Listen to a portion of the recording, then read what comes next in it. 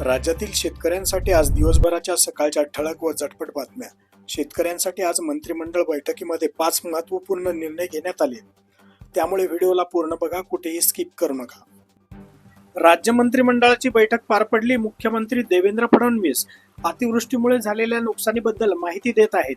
ते काय माहिती देत आहेत ते बघूया। जिल्हाधिकाऱ्यांना आपण दिलेले आहेत आणि त्यांना उणे पद्धतीने देखील त्याचा विड्रॉल करता येईल अशा प्रकारची व्यवस्था आपण उभी केलेली आहे, जेणेकरून पैशाची त्या ठिकाणी कुठली कमतरता पडणार नाही।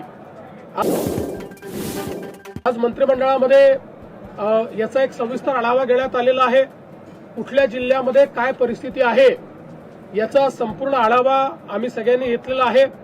उद्या पालकमंत्र्यांना किंवा सगळ्या मंत्र्यांना या पूरग्रस्त भागामध्ये त्या ठिकाणी आपण सांगितलेलं आहे की त्यांनी भेटी दिल्या पाहिजेत। मी स्वतः देखील काही भागांमध्ये उद्या जाणार आहे। फक्त आमचा प्रयत्न हा असेल की जिथे मोठ्या प्रमाणात मदत कार्य चाललंय त्या मदत कार्यावर कुठला ताण येऊ नये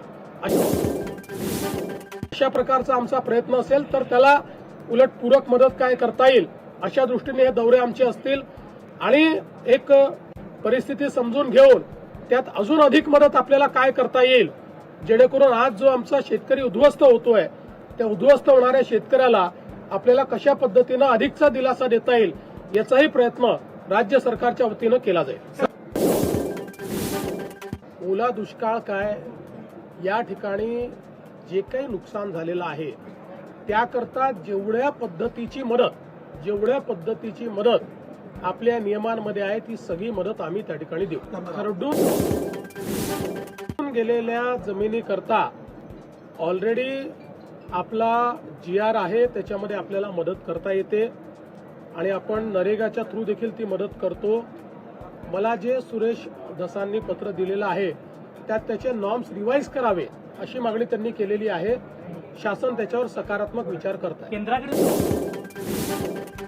बघा, केंद्राची मदत याला वेळ लागतो, कारण सगळं असेसमेंट करून एकच प्रस्ताव हा केंद्राकडे जातो आणि त्यानंतर केंद्र त्या संदर्भात मदत करतो। पण आपल्याला माहिती आहे की NDRFच्या अंतर्गत केंद्र सरकारने आपल्याला ऍडव्हान्समध्ये पैसे दिलेले असतात, त्यामुळे ते पैसे आपण खर्च करतो आणि आपले पैसे गरज पडली तर आपण त्या ठिकाणी जे काही पैसे लागतील ते देतो आणि त्यानंतर नियमाने केंद्र सरकार आपल्याला मदत करत असते।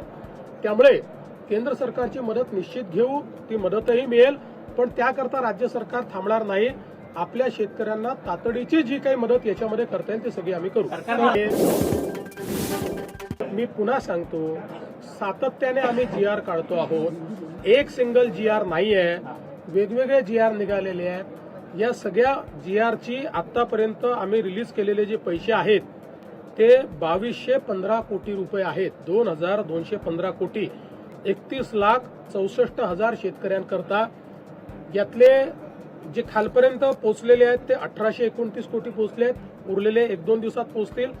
याचं वाटप सुरू झाल्यानंतरही त्याला पूर्ण होण्याकरता 10 ते 12 दिवस लागतात।